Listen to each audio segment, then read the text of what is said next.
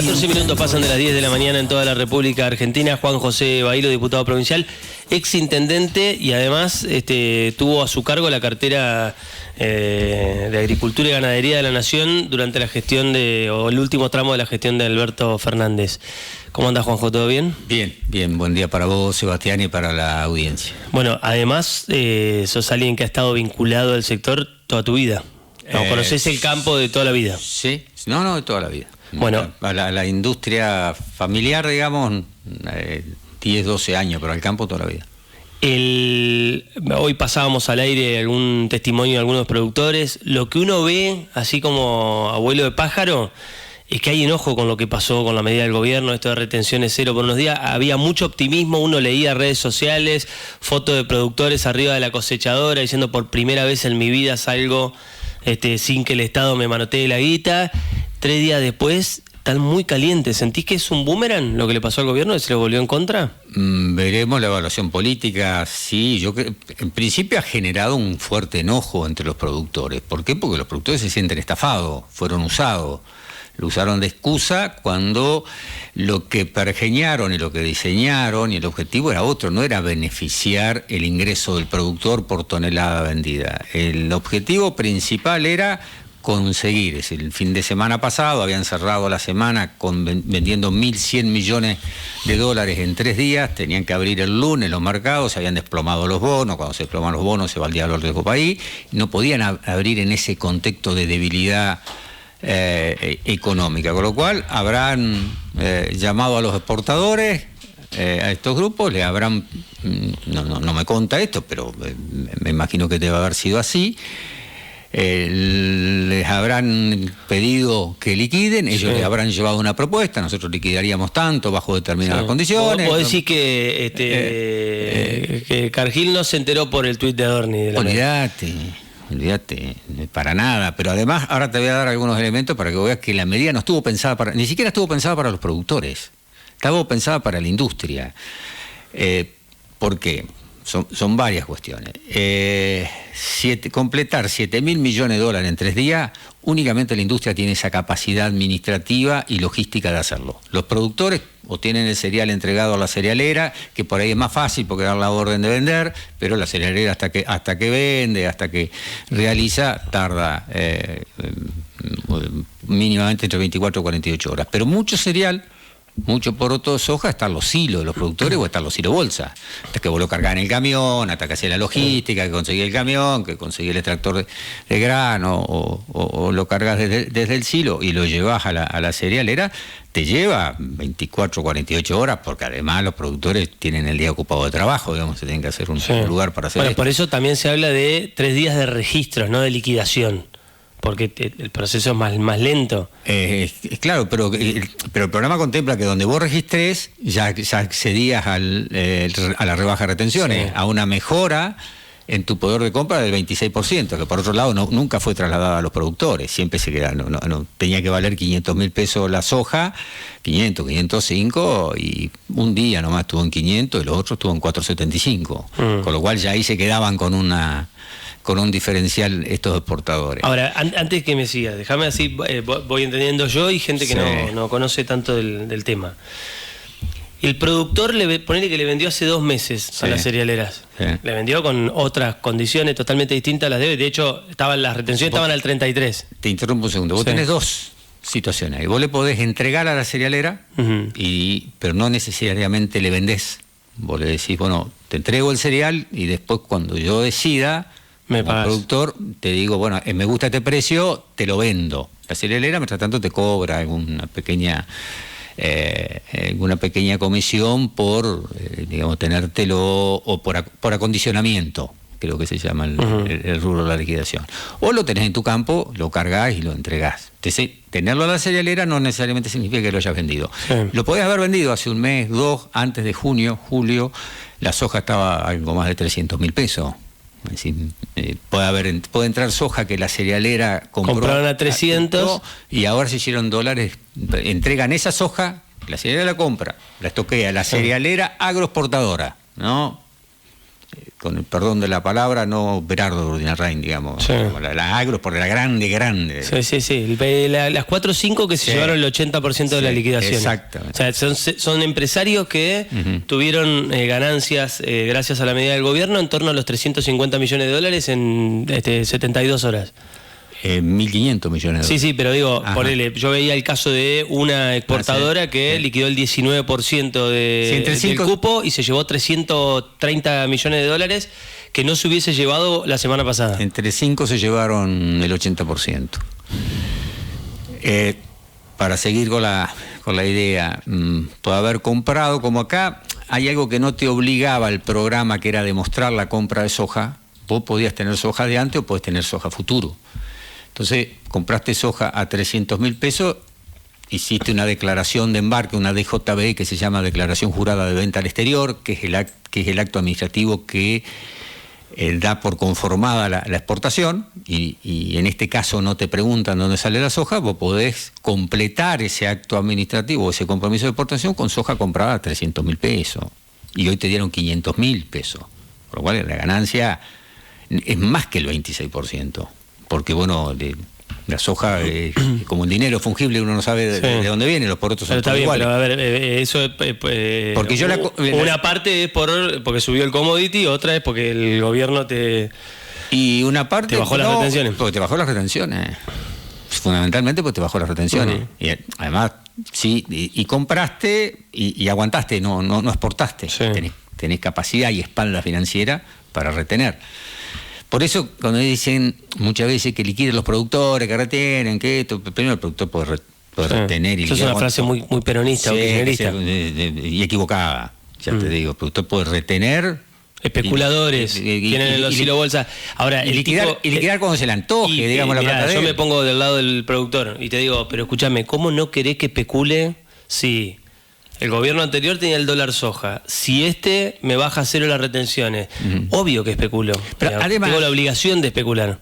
Además, hay que entender la lógica del flujo financiero de un productor. Los productores agropecuarios, por lo general son mixtos, hacen algo de ganadería, pero uno lo tiene que analizar desde el agropecuario. Tiene ingresos 2 veces al año, con la cosecha fina y con la cosecha gruesa. En abril, mayo, junio cosecha una, la vende, no la vende, y en noviembre, diciembre cosecha otra, que la fina. Entonces tiene 2 ingresos al año y los tiene que administrar durante todo el año. Es como que un empleado cobre el sueldo 2 veces. 2 veces en el año, todo junto. Y bueno, obvio que vos lo vas primero vas a buscar proteger el valor, el poder adquisitivo. Comprarás dólares, lo que fuera. El productor no necesita comprar dólares porque la soja tiene un valor dólar, digamos. Y después lo va liquidando a la medida que lo va necesitando. Eso no es como que te paguen 2 veces en el año todo junto y vos te lo gastés en el primer mes. Sí. ¿No? Sería un desatino, una irresponsabilidad. Pero volvamos a lo anterior. Cuando vos ves cómo se conformaron, ¿por qué esta medida no estuvo pensada para los productores? Esta medida estuvo armada entre el gobierno y las grandes agroexportadoras. Porque cuando ves cómo se conformó cómo llegaron a los 7.000 millones de dólares, con qué cereal, si importó soja, el 50%, 3.500 millones de dólares, fue con la exportación de subproductos, porque esta decisión política, la normativa, permitía también la exportación de subproductos. Cuando yo te hablo de subproductos, te hablo de harina de soja, de peler de soja, de aceite de soja, aceite de girasol, digamos. ¿Eso quién lo tiene? Lo tiene la industria. No lo tienen los productores tienen el grano, la materia prima. No tienen el producto procesado. Bueno, de los 7.000 millones, 3.500 millones fueron fijados por subproductos de soja. Aceite, harina y subproductos de soja. Que hay entre el speller y otro más. ¿Eso quién lo tiene? La industria. Es decir, que la mitad de los 7.000 millones... La industria, el grande de la industria. Sí. Porque el que tiene una empresa de 100, ese se quedó afuera también. No. O sea, vos ves, con todo respeto, me voy a permitir nombrarlo para hacerlo tangible. Entre Ríos Crushing, que tiene su producto, no debe haber vendido, me imagino yo, no debe haber vendido. No debe haber llegado. No llegó. Yo tengo varios conocidos de industria. Hay muchas biopymes en Entre Ríos, aunque no parezca, que producen speller, aceite de soja, proteína vegetal, en la zona de Nogoyá, de Hernández, de Piedras Blancas. Bueno, ayer hablé con un par de ellos, no entró ninguno. Ahora, vos el lunes veías, yo lo contaba ahora en la radio, de hecho escuchamos un par de testimonios, un tipo que decía, esto que te decía hoy, mirá, salgo a cosechar, 3 días después te pasa esto, te sentís el boludo de la película, porque digo, te mostraron un camino y se fueron por el otro. Totalmente, el gobierno debería haber sincerado que esto era una urgencia financiera, macroeconómica, porque bajaban los bonos, se disparaba el riesgo país, eso le generaba inseguridad en el mercado cambiario, se le iba para arriba el dólar, y recién ahí eso empieza a impactar en el metro cuadrado de la gente, ¿eh? El del dólar, el del bono, el riesgo país, es un problema macroeconómico para las autoridades monetarias que obviamente hay que atender, yo no digo que no, pero recién cuando el dólar se dispara, el problema se mete en el metro cuadrado de la gente. Esto por ahora tampoco le da solidez en el frente externo, le da algo de solidez en el frente externo, los Estados Unidos también, más allá de algunas cuestiones, pero esto no llega al metro cuadrado de la gente. El empleado de comercio de la estación de servicio, el comerciante acá de la avenida Artigas, que tiene problemas para cerrar sus cuentas de acá a fin de mes, lo va a seguir teniendo, ¿no? Esto no sí, lo que se dejó de vivir era esa tensión en la atmósfera de se está yendo el dólar al carajo, el gobierno lo consiguió. Sí. Ahora, yo me pongo del lado de los libertarios y te digo, vos hiciste lo mismo, vos como parte de un gobierno, ustedes metieron el dólar soja o sea, era algo igual o muy parecido. Sí, pero tenía 2 condiciones que este programa no tiene y que por lo cual lo hacen absolutamente distinto. Primero, no había rebaja de retenciones. Había un dólar diferencial, pero las retenciones se mantenían, con lo cual no había costo fiscal para el gobierno. No había llevado estos números, el gobierno no resignaba 1.500, 1.600 millones de dólares. Segundo, vos para ingresar en ese programa, en ese dólar diferencial, que era un 30% más, con lo cual vos neutralizabas retenciones, era como vender sin retenciones. Vos en aquel momento tenían un 31% de retenciones, 33%, y vendías casi sin retenciones, el valor del dólar era un 30% más. Vos para ingresar, en este caso la cerealera, que es la que ingresa los dólares, y aprovechar este dólar diferencial de un 30% más, nosotros le habíamos puesto como obligación, que en este periodo que iba entre el primero, vamos a tomar el primer dólar soja, se llamaba PIE, conocido por dólar soja, Programa de Incremento Exportador. Vos para acceder a ese dólar diferencial, era tu obligación comprobar que le habías comprado al productor cereal, en este caso soja, poroto, soja, en este periodo, del 1 de septiembre al 30 de septiembre. Vos no lo podías hacer con soja comprada, vamos a poner los valores de hoy, hace 6 meses atrás, a 280.000 pesos. Vos lo tenías que hacer con soja de hoy que valía 420.000 pesos, por ejemplo. Antes de la rebaja, que se hubiera ido a 500, tenías que comprar la soja a 500.000 pesos, y con esa soja comprada a 500.000 pesos podías acceder al programa. Vos tenías que machear, como se dice ahora, el acceso al programa con la constancia de que habías comprado el cereal en este periodo. Con lo cual, eso lo obligaba al exportador a trasladar el precio entero al productor. No se la quedaban 5 o 10, que acá se le quedaron 5. Por eso en el programa nuestro, en el primero ingresaron 7.500 quit. Fueron 7.500 los contribuyentes, los productores que ingresaron. Y un detalle, de esos 7.500 quit que ingresaron, 4.000 fueron personas humanas, personas físicas, humanas, dice ahora el nuevo Código Civil. Eso te da, porque eso lo miré yo, porque quería ver un poco el perfil del productor que había ingresado. No sociedades, digamos. No sociedades. Eso te da, y hasta 105.000 kilos, hasta 105 toneladas, 3 bateas, para que entiendan los productores. Eso te da un perfil, en ese rango de personas humanas, y hasta 105.000 kilos había 4.000 productores.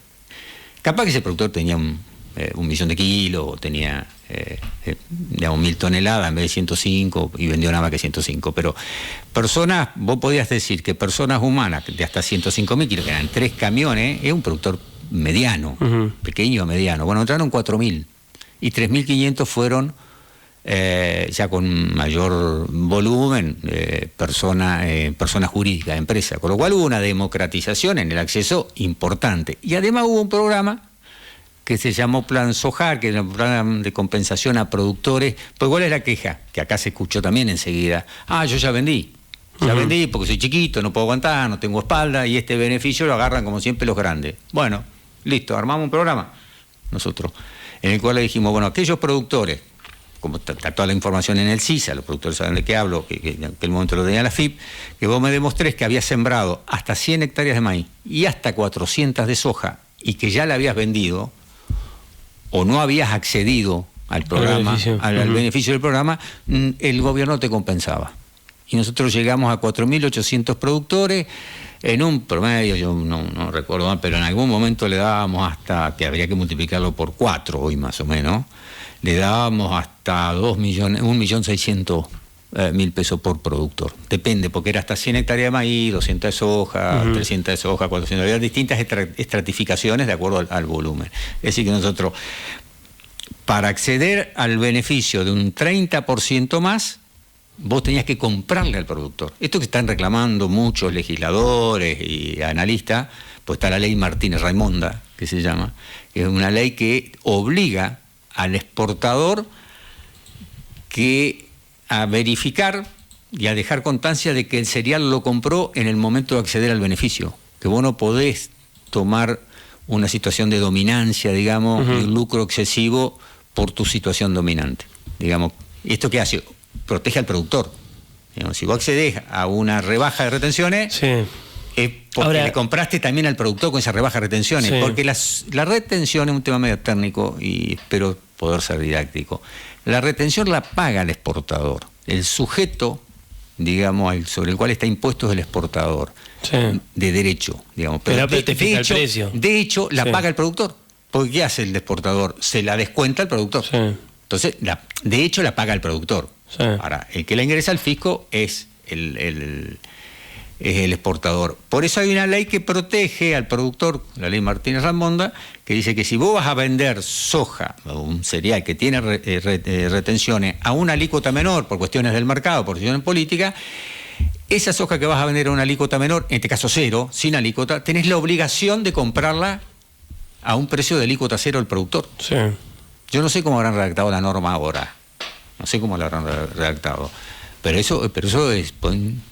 vos lo que planteás es, esto se da en el marco de una necesidad imperiosa del gobierno por tranquilizar el mercado cambiario, el riesgo país, y es un acuerdo con un puñado de cerealeras. Todo el resto que se envalentonó el lunes se quedó mirando la fiambrera. Sí. Y si lo llevas si lo analizás en términos políticos, ¿sentís que pueda? Porque es un sector que, creo que lo hablamos la última vez que viniste, que da la sensación, como se dice en política, al peronismo le picó el boleto hace rato, es como que no lo vota, no lo acompaña. Ayer Matías Martinelli me decía, no tenemos a quién votar. Bueno, ahí está el desafío del peronismo de reconstruir confianza. La obligación es nuestra, nosotros no podemos exigirle que confíen en nosotros. Yo lo que tengo para demostrar es que nosotros teníamos en cuenta todas estas cuestiones. Cuando armamos un plan de estas características, queríamos que este beneficio llegue a los productores. No la dejábamos en mano de 5. Acá hubo una transferencia fenomenal de recursos del Estado, de todos los argentinos, a 5 tipos. Consiguieron 7.000 millones de dólares con un costo de 1.500, 1.600 millones de dólares. Es el costo que pagaron por conseguir 7.000. Cuando vos analizás el costo, porque eso tenés que analizar el costo de oportunidad, y te voy a repetir algo que dijo Martín Lustó, digamos, un economista serio, cuando vos analizás, le pones una tasa de interés a ese 1.500 dividido 7.000, te da una tasa de interés del 700% anual, porque lo hiciste en 3 días. 700% anual en dólares pagaste. Este gobierno de libertarios no tiene absolutamente nada, pero nada, porque resigna ingresos fiscales, con lo cual perjudica el equilibrio fiscal, y el superávit, le pega un bombazo con esto, se hace de dólares para poder intervenir en el mercado cambiario, una cosa que está prohibida en su religión, digamos, contradice todo, absolutamente todo lo que dice. Ahora, vos hoy escuchábamos más temprano declaraciones de Pino, el presidente de la Sociedad Rural, y él, Feynman le dice, bueno, al final le dijeron que era para el campo y parece que no. Y él dice, déjame creer, déjame tener mi duda.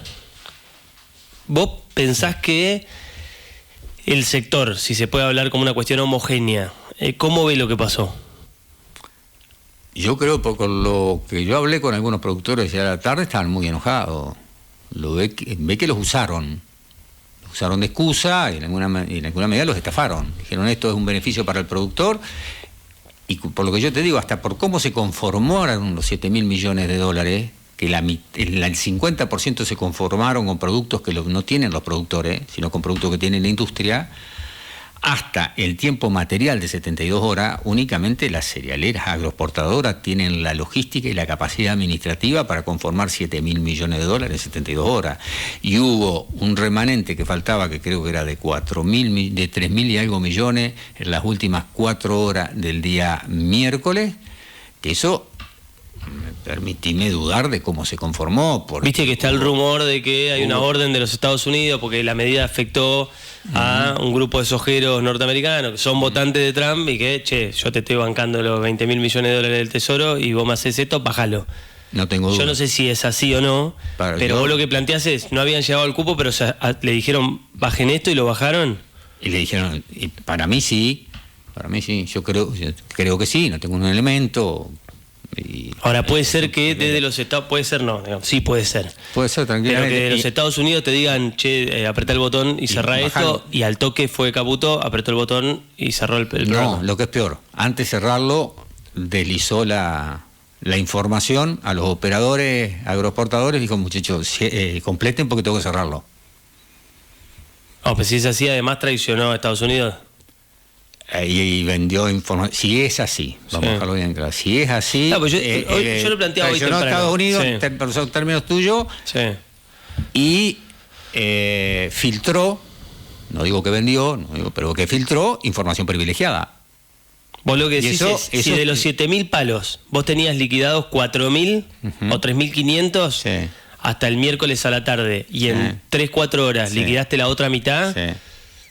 Y eso es... Estás hasta las manos. Y es de dudosa conformación eso. Sí, pero yo escuchaba el titular de Arca hoy decir, a nosotros no se nos filtró nada, no hubo off the record. No era él, perdón, era un integrante de la mesa en la que él estaba, que de ahí del programa de streaming. El gobierno no filtró nada, nadie se enteró de nada, pero la política online lo publicó el día anterior. El gobierno evalúa llevar a... O sea, ya había un rumor. Y él no puede, es un delito filtrar. Es delito filtrar ese tipo de información porque hace que sectores dominantes con esa información... información privilegiada. Claro, saque una ventaja. Le voy a contar una anécdota. Había periodistas agropecuarios especializados, como yo estaba en la Secretaría. Que en Buenos Aires hay especialistas especializados en el sector agropecuario, que saben, estudian, digamos, eso lo exige a uno mucho más. Y a mí me cargaban. Pues me decían, cada vez que Bailo dice que no va a haber dólar soja, hay dólar soja, así que cuando él lo niegue, va a haber dólar soja. Pero bueno, yo la tomaba bajo mi responsabilidad. Yo no podía adelantar que iba a haber dólar soja. Eran ventanas que se abrían y se cerraban. Si yo adelantaba que iba a haber dólar soja, estaba dando información privilegiada. Estaba diciendo, ¿cómo se traducía eso? Iban a retener para vender después a un dólar mayor. Entonces mi obligación como funcionario público es como adelantar una devaluación. Nada más que sectorial. Pero es como adelantar, vamos a devaluar. Con lo cual... Sí, pero además me imagino que hay otros actores que por ahí no están vinculados al campo, pero si vos me decís, mira, yo voy a tomar esta medida con el campo, van a ingresar 7.000 millones de dólares de buenas a primeras a la economía, no hay que ser un genio en economía o en finanzas para darse cuenta que el dólar va a bajar, vende ahora. Vos tenés una determinada calificación en los bancos para prefinanciación de exportaciones, ¿no? Esta cerealera. Por lo general las ocupan y son grandes. Ante una oportunidad de negocio de esta característica, a vos te amplían hasta esa capacidad de financiamiento. Sí. Si tenías 200 millones de dólares en capacidad de prefinanciación de exportaciones, y yo te llevo un negocio que voy a ganar el 30% en dólares en 3 días, y te la amplío al cupo y una parte me la gano yo como agente financiero. Estamos haciendo una hipótesis, ¿no? De estos, COFCO, Bunge, LDC y Cargill. Sí. COFCO es China. Bunge tiene capitales norteamericanos. Sí. LDC también. Sí. Y Cargill también. Y europeo. Sí. O sea, en algún lugar del mundo, para entender. A ver, el CEO de Cargill en la Argentina levanta el teléfono y habla con representante de la empresa en otro lugar del mundo y dice, no saben el negocio que me están dando? Y sí, no sé. ¿Se puede dar en otro lado una cosa así? No, fíjate. No. Pero además, vos tenías, yo venía para acá, después me tuve un negocio, y Ricardo Burjaile, ex secretario de Agricultura, de Macri, colega mío de Macri, hizo una descripción muy válida, que no pasa en ningún país del mundo. Este gobierno bajó un 20% de las retenciones, en una ventana de 3 meses, me parece, a principio de año hasta el 30 de junio. Después las puso en su valor histórico. A los 20 días las bajó de vuelta al 20%. Ahora las puso al 0 por 72 horas. Después las volvió a el valor que tenían anteriormente del 0, luego las 72 horas. Esa imprevisibilidad no se ve en ninguna parte del mundo. No se ve en ninguna parte del mundo. Y lo peor de eso, hay 2 cuestiones que también quiero reflexionar. Es que los ciclos productivos llevan mínimamente 180 días, tanto una campaña de cosecha fina como cosecha gruesa. Con lo cual, cuando vos le cambiás la regla de juego en el medio, indudablemente generás enormes perjuicios o inmovilización de los productores. Esto ocasiona y esa inestabilidad cambiaria les lleva a inseguridad a los productores, y esa inseguridad a la hora de tomar decisiones se transforma muchas veces en enojo. Ahora, y en bronca. reflejo, el presidente dijo hace... Y la otra, porque discutimos a veces la rebaja de retenciones, y te habla alguien que milita por la rebaja de las retenciones, aún con los quilombos que me genera dentro de mi espacio político. Yo creo que el tema del trigo, el maíz y la soja en gran medida, hay que empezar a trabajar una rebaja de retenciones, porque sembrar soja hace 15 años atrás tenía un costo de $350 por hectárea. Hoy está en $650 por hectárea. Sí, vos no podés tener las mismas retenciones hoy sí, cuando te duplicaron el costo en dólares, no empezó en dólares, se te duplicó el costo, y el maíz lo mismo, está en $1.200 por hectárea y estábamos en 800, 700, 610. Entonces, hoy vos no podés cobrarle retenciones a alguien que no tiene margen bruto, prácticamente. Las retenciones se cobrarán después, pero ese camino se tiene que desandar de a poco, porque en 2 años, tampoco digo en 10, 2, 3 años, porque esto va, cuando vos le bajas las retenciones al maíz, impacta las otras cadenas. Entonces, ahora, vos decís eso y por ahí te está escuchando alguien del sector y te dice, no te creo. Vos venís del peronismo, yo no te creo. Bueno, bajamos nosotros, porque lo vende este gobierno, lo hicimos nosotros, bajamos a 0 la retención en lácteo, que la había puesto Macri. Le bajamos a la vitivinicultura, le bajamos al tabaco, le bajamos al arroz, le bajamos a los productos de pesca, de los que me acuerdo, eran 8, me las llamé, a los productos forestales. ¿Los cítricos los bajó este gobierno? No, nosotros. Le habíamos dejado muy poquito, pero a los aceites esenciales, que era lo que estaba más grabado y de mayor valor, se los sacamos. A 8 economías regionales nosotros le bajamos, y a los lácteos. Ahora, vos ves el reflejo del sector para reclamarle al peronismo. Y además te digo, durante el año y medio, aún con las inconveniencias que podía generar las otras cadenas que nosotros tratábamos de compensar, más allá de que llegábamos tarde, las otras cadenas con el sector porcino, lácteo y ganadero, pero durante un año y medio, si vos vas al valor nominal, los productores de soja vendieron prácticamente sin retenciones con el dólar soja, porque el valor que recibían en el marco del dólar soja era siempre un 30% más o menos. Con lo cual, pero ahí yo te digo, eso también ustedes lo hacían porque también estaban complicados con el dólar. Está bien, pero el beneficio llegaba al productor, no se quedaba en 5 tipos. Y a lo donde yo quería ir es que si vos resignás retenciones a 0, poner en este caso, vamos de un golpe a 0, para mí no hay que ir de un golpe a 0, hay que darle un proceso para que se adapten las demás cadenas y puedan absorber el costo y no lo trasladen al consumidor, perjudicando la inflación y el poder adquisitivo. Pero vos ponele, vamos a hacer una grosería, me mandaba 0 de a una, 1.500 millones de pesos. Te puede gustar más, te puede gustar menos, pero son 1.500 millones de dólares, 1.600, que van a los productores. Claro, si ese productor te cambia la sembradora, te cambia la cosechadora, se tecnifica, mejora las instalaciones, dinamiza la economía del interior. Sí, compra la camioneta, todo, arregla la casa. Bueno, totalmente, acá resignaron 1.500, 1.600 millones de dólares que quedaron en 5 tipos en Capital Federal. Todo pérdida. A ver, no me sorprende que este gobierno tome una medida que beneficie a 5 tipos. Pero a los productores al interior no se benefician absolutamente a nada. Te vuelvo al plano político. ¿Vos crees que alguien del sector los votaría a ustedes?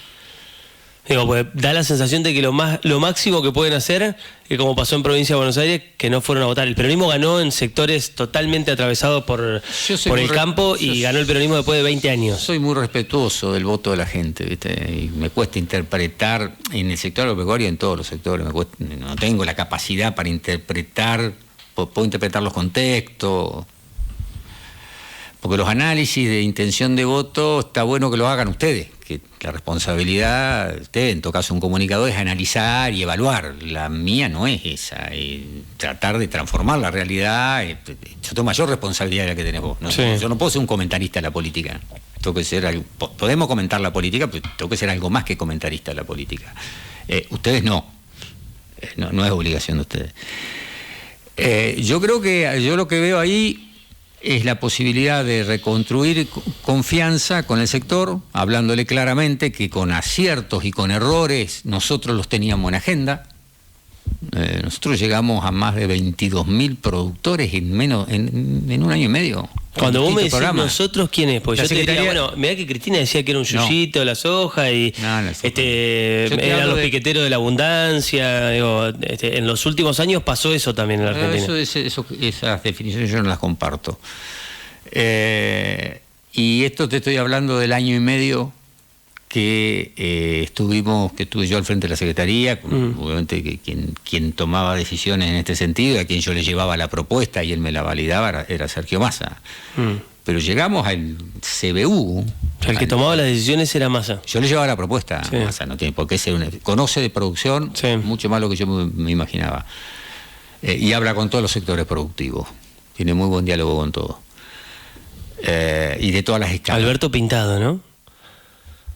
Y en mi experiencia yo te diría que bueno, hoy yo lo veo opinar en Twitter y digo, mirá Alberto, volvió Alberto. Nosotros tomamos decisiones muy importantes, muchas, estas las trabajamos con Guillermo Michel, digamos, porque tienen que conocer el sector exportador, decisiones muy importantes, y el análisis de decisión era el Ministerio de Economía.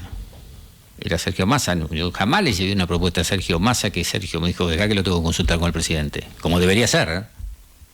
Como debería ser, lo decidía Sergio Massa.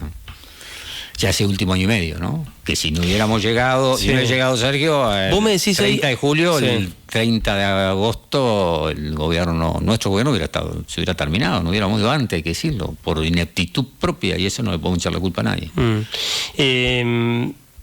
Vos me decís lo que pasaba en tu gobierno, me decís no quiero ser comentarista de la política. ¿Quién pensás que toma las decisiones en este gobierno? Ese tipo de decisiones. ¿Quién resolvió esto el fin de semana? ¿El presidente? ¿El ministro de Economía? Esta propuesta se la llevó el sector privado, seguramente. O sea, ¿vos decís que no se le ocurrió al gobierno esto? No, se la llevó el sector privado. ¿Te pasaba? El gobierno le levantó el teléfono. ¿A vos te pasaba que venga...?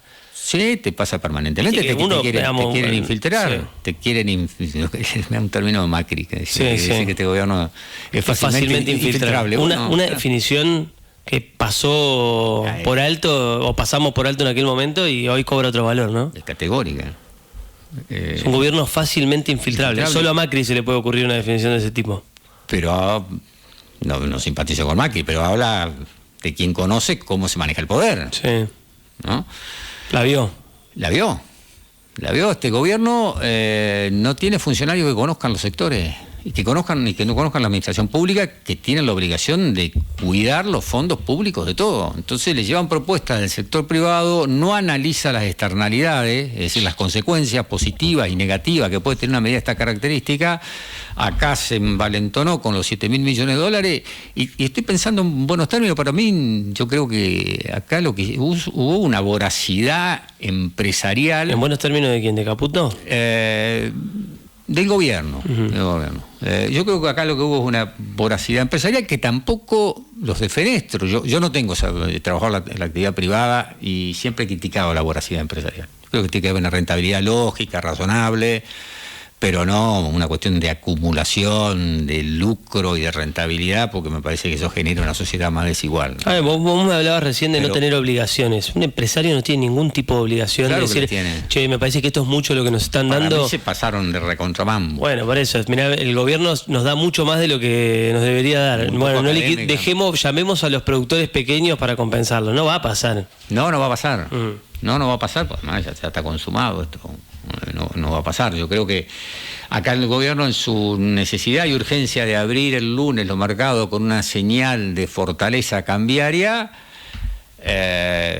fue, digamos, en busca de una alternativa ante estos sectores. Entonces, le presentaron esta propuesta, el gobierno, por desconocimiento, después el tiempo demostrará si hubo connivencia o no. Si hubiéramos estado nosotros, estaríamos todos denunciados. Pero yo creo que por desconocimiento, fundamentalmente. Pero esto puede ser muy grave también, ¿no? Claro, es para que se investigue judicialmente. Acá se beneficiaron con 1.500 millones de dólares un puñado de tipos. No es un tema menor. No, coincido con vos. Coincido. Te paso al plano político. ¿Qué ves? La sensación que me da a mí desde afuera es que el peronismo después de la provincia de Buenos Aires, como cuando un equipo de fútbol viene perdiendo, gana un partido y dice, che, ¿para qué podemos? La sensación es que el peronismo, después de lo que pasó en la provincia de Buenos Aires, salió por lo menos mentalmente, de perdedor. Además de ganar la provincia de Buenos Aires, siente que pueden ganar en otros lugares. Recuperamos la autoestima, pero es cierto, eso por un lado es cierto, el peronismo se ve de vuelta en algún término competitivo. En esto yo lo compartí con algunos compañeros al lunes siguiente de la elección de Buenos Aires. Le digo, tenemos que ser muy humildes, muy cautos, muy sensatos. Peor pecado que podemos cometer ahora es ser exitista, y tenemos que seguir conservando esta capacidad de autocrítica sin flagelarnos, digamos, y sin inmovilizarnos, pero reforzar el contacto con la gente. Octubre no es lo mismo que septiembre, ¿no? Octubre no es lo mismo que septiembre, y nunca una actitud soberbia o una actitud demasiado exitista es buena a los funcionarios políticos. Nosotros hemos tenido muchas veces periodos donde hemos tenido ese tipo de actitudes. Este gobierno, bueno, nos ha superado largamente en ese tipo de actitudes frente a la sociedad. Simultáneamente con esta recuperación un poco de la autoestima, ha habido una caída muy fuerte del gobierno nacional en la percepción de la gente. Con vos lo hablábamos, seguramente alguien lo dijo antes que yo, pero yo debe haber sido febrero, marzo del año pasado. Yo te decía, mira, yo no entiendo la política de esta manera. Yo creo que esto que está este clima de época, esta construcción de aparente sentido común que está instalando el gobierno nacional, ese cambio cultural del que habla el gobierno, del que hablaba el gobierno, a donde la crueldad está por encima de la empatía, a donde la cancelación y la violencia verbal y la descalificación del otro está por encima del diálogo y de la comprensión y de la capacidad de construir. Es un clima de época global, igual pareciera, ¿no? Está bien, pero una oleada en todo el planeta. Sí, pero cuando vos estás, hablamos lo último, vos estás en la función pública, vos tenés que tener, como independientemente de las ideologías, como características personales o tu espacio político, como característica de construcción colectiva, tenés que construir bajo paradigmas de la empatía por el otro, la sensibilidad por el que la pasa mal, una mirada de construcción del bien común, una sociedad más justa. Después podés poner la ideología por izquierda, por derecha o por el centro, pero lo que no va con la función pública, con la función de ser un servidor público, es la crueldad. Lo que no va es la violencia, lo que no va es la descalificación del otro. Lo que no va son los discursos de odio que tiene el gobierno nacional. Yo creo que la gente se hartó también, se está empezando a cansar de todo esto, no quiero ser categórico. Yo creo que había mucha gente muy enojada con ustedes, con el gobierno anterior. Significa que nos van a votar nosotros, ¿no? Por eso yo creo que hay mucha gente, una gran parte de la sociedad muy enojada, que estaba muy enojada, o puede seguir estándolo, con el gobierno anterior, con los gobiernos anteriores, con la política convencional. Viene alguien a los gritos que putea, un poco es la expresión de mucha gente. Si estoy enojado, los quiero putear. Bueno, vino alguien que los putea. Claro, después pasan casi 2 años y vos decís, che, ¿cómo estoy económicamente? Peor. ¿Cómo está la mayoría de la gente? Peor. Ves que van pasando determinadas cosas. Eso no necesariamente, decís vos, lleva a la gente de vuelta a votar a ustedes o a la política tradicional. Primero, esos movimientos de época basado en esas características de violencia y crueldad, como caracterizan al gobierno nacional, pueden ser utilitarios, por decirlo de alguna manera, para impedir, para provocar un cambio, para obstruir algún proyecto político, en este caso, en definitiva sí, para provocar un cambio. Pero después de ahí la responsabilidad cambia. Una cosa es ser oposición y generar definiciones para poder llegar al poder sobre la base esta de la violencia verbal, pero después cuando uno tiene la responsabilidad de gobernar, tiene que tomar otra actitud, no puede seguir con la violencia y con la crueldad. La responsabilidad, primero la violencia arriba, más temprano o más tarde genera violencia abajo. Esto es una verdad, en mi diccionario, irrefutable. Por lo tanto, los que tenemos responsabilidades cada vez más importantes, todos somos ciudadanos iguales, nadie es más que otro. Indudablemente, cuando está en la función pública, circunstancialmente, mientras está en la función pública, tenés responsabilidades más importantes. Un funcionario municipal o provincial tiene responsabilidades más importantes que vos, porque está en la función pública. No es más importante, pero tiene responsabilidades más importantes. Con esas responsabilidades más importantes conllevan una conducta también de mayor responsabilidad, mayor racionalidad, evitar el enfrentamiento entre sectores, evitar el enfrentamiento entre vecinos, tener capacidad de diálogo, tener capacidad de construcción de consenso. Bueno, todas estas herramientas que son útiles para el funcionamiento como sociedad, no solo para la política. La política no puede poner andarivel permanentemente, poner andarivel de la descalificación y de la violencia del otro, del que piensa distinto. Esto de que vos porque tuviste 20 años en el gobierno no podés opinar. Esto es antidemocrático. Vos porque sos Cuca no podés opinar. Y vos porque sos Macri, fugador y endeudador no podés opinar. No, eso no es la democracia. Eso es predemocrático, eso es la cancelación de la opinión del que piensa distinto. Y en todo caso, en mi caso, que soy funcionario, mi obligación es opinar, porque me pagan para fijar postura pública sobre las determinadas cuestiones que tiene la sociedad. No, aquel que pretende cancelar la opinión de los funcionarios públicos, aunque sean de la oposición, están con una actitud muy poco democrática. Y yo veo que en eso hemos retrocedido enormemente, y este retroceso empezó antes de este gobierno, pero a otra velocidad y con otras características. La violencia y la velocidad que le impuso este gobierno a ese deterioro en términos democráticos y de convivencia es realmente inusitado. Escuchás a Juanjo Bailo, diputado provincial del peronismo. Hoy estamos a un mes de las elecciones, exactamente. ¿Qué ves acá en la provincia? ¿Cuál es la foto? Porque las encuestas hablan de que está arriba el oficialismo. También sé que en el peronismo está el entusiasmo de que esa brecha antes era más ancha o era más larga. ¿Qué ves vos? Yo me permito ser cautamente optimista y llegar a un triunfo. ¿Vos crees que el peronismo puede ganar? Yo creo que puede ganar. Yo creo que puede ganar. El deterioro y el descontento de la gente se traduce fuertemente todos los días y ya no es algo, cuando hablamos, lento y sostenido, es mucho más acelerado el deterioro del gobierno nacional. Y esto no lo digo sobre la base exitista de ganar una elección, porque yo quiero que a los argentinos les vaya bien y a los entrerrianos les vaya bien. Lo hemos hablado también acá, siempre se usa la lógica, yo quiero que a Frigerio le vaya bien para que a los entrerrianos le vaya bien. Es lo mismo, es la misma lógica, yo lo digo al revés, yo quiero que a los entrerrianos le vaya bien. Si a los entrerrianos le va bien, le va a ir bien al gobernador de turno, en este caso Frigerio. Yo quiero que a los vecinos de Gualeguaychú le vaya bien. Si a los vecinos de Gualeguaychú le va bien, le va a ir bien al intendente de turno, en este caso es Davico.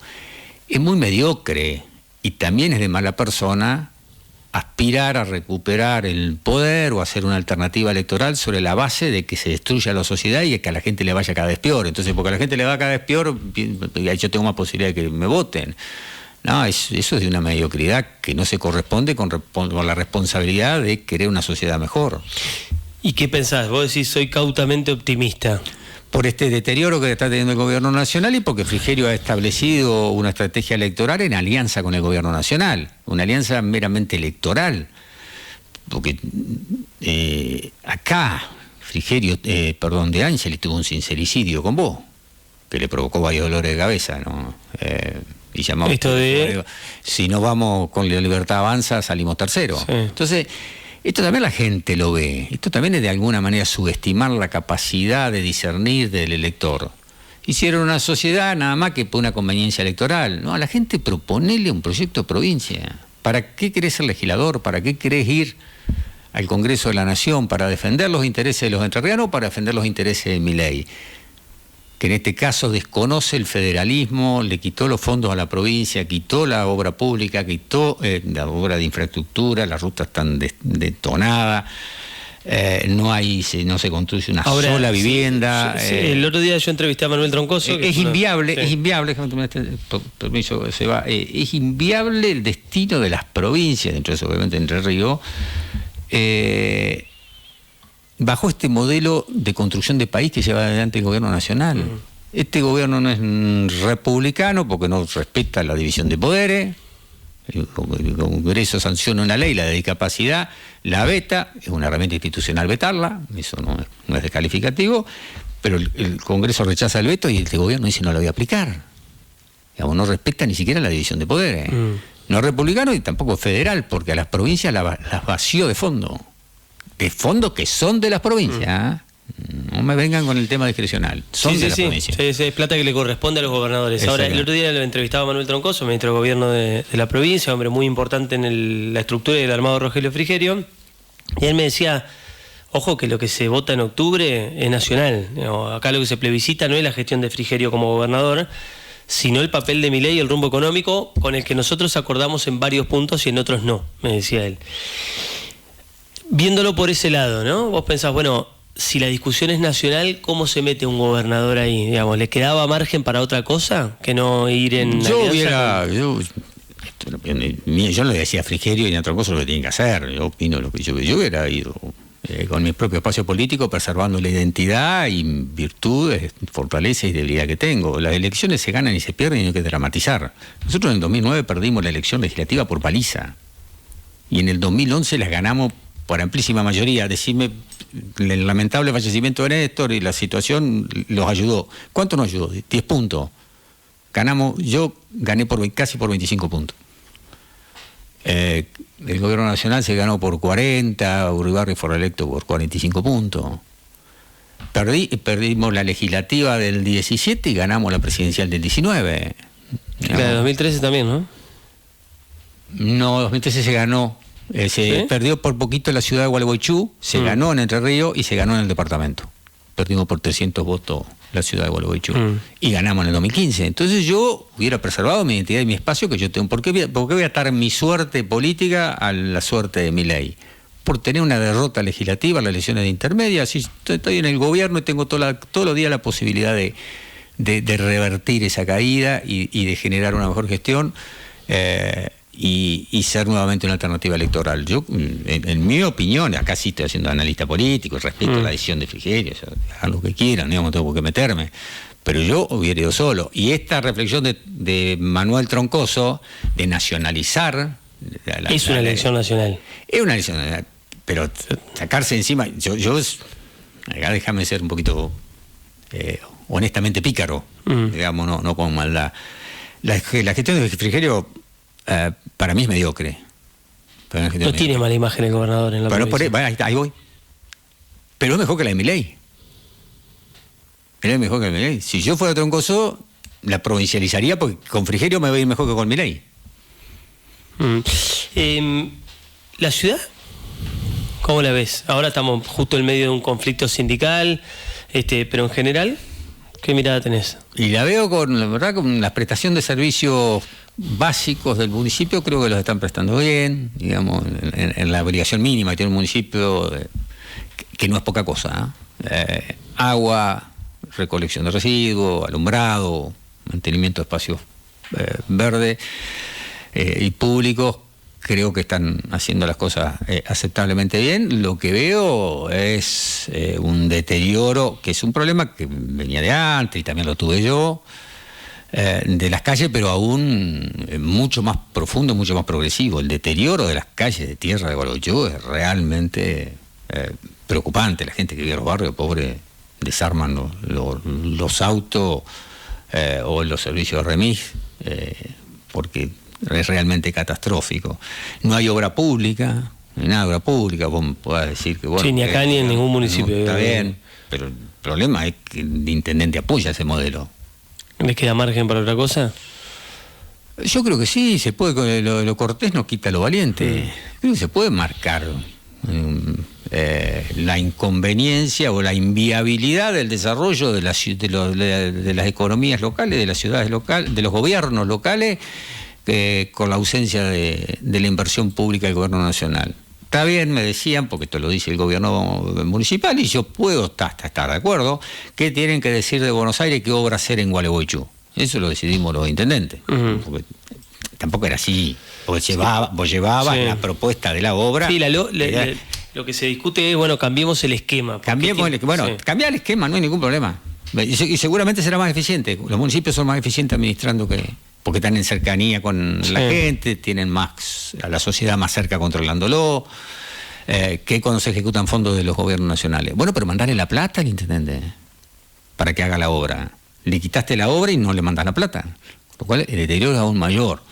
Y hay algo que me preocupa, me voy a meter en un tema muy de actualidad y sensible, que es el conflicto que están teniendo con los trabajadores municipales.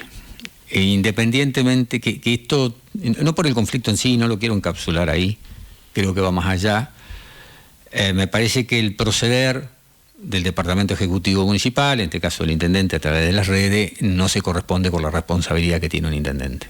¿Por qué? Porque, ¿Vos decís por los poteos del intendente? Sí, por los posteos. Creo que un intendente Son muy graves las cosas que planteó. Que hay aprietes a empleados municipales que sí quieren trabajar y que el sindicato no los deja, que los amenazan con romperle las máquinas nuevas. Es grave lo que dijo. Pero no es redoblando apuesta a través de un lenguaje violento como se solucionan los conflictos. Nadie para la pelota. Es una escalada a ver quién dice la barbaridad más grande. Y ahí la responsabilidad es como en la vida. Del otro lado le dijeron llora como un maricón. Uno cuando está en la función pública tiene que aprender a mirar más allá y ver la responsabilidad. No se puede enganchar con cuestiones personales. Yo no comparto esa definición. Creo que tampoco es manera de tratar a un intendente. También lo quiero decir. Pero tiene mucho más responsabilidad el intendente que el delegado gremial en el funcionamiento de la ciudad. La responsabilidad del intendente es el funcionamiento entero de la ciudad. La responsabilidad del delegado gremial es la de la lógica de defensa de los trabajadores.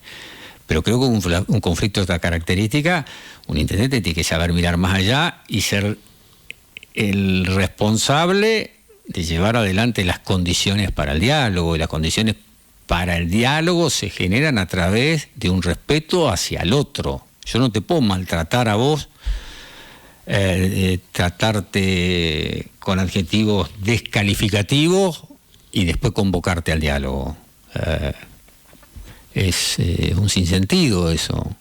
Digamos que creo que el intendente tiene que generar las condiciones para el diálogo y a partir de las condiciones para el diálogo, con racionalidad, con responsabilidad en sus dichos, llevando calma, tranquilidad, raciocinio, establecer las condiciones para solucionar el conflicto. No competir con con los delegados a ver quién escala más el conflicto. Esa no es la responsabilidad del intendente, es todo lo contrario. Y hay algo que quiero aclarar, porque no sabe, o mintieron, o se la contaron mal. No tengo los elementos. A esta altura, Palito nos lleva 2 años. Bueno, a esta altura yo ya había tenido 3 conflictos con los trabajadores municipales, mucho más graves de los que ha vivido él, y jamás descalifiqué a los trabajadores municipales. Y en un posteo era como que a nosotros no nos hacían paro y a él sí. Bueno, eso quiero aclararlo nada más, no es cierto. Yo entre marzo y abril, entre la primera semana de marzo y la última semana de abril, 8 semanas, tuve un conflicto con los trabajadores municipales. 6 semanas de asamblea y 2 de paro total indeterminado.